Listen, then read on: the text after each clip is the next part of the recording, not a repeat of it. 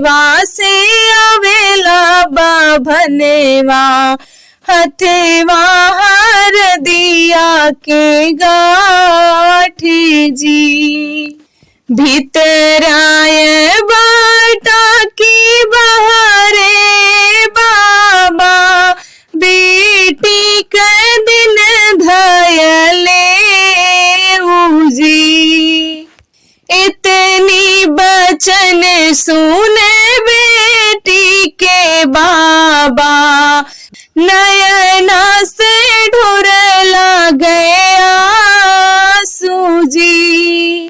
जवनेनी बेटी मोरी प्राणों से प्यारी कैसे के भेजी ससुराले जी। इतनी बचन सुनी बेटी के मैया ठाड़े गई ने मुरे झाए जी। जमने नी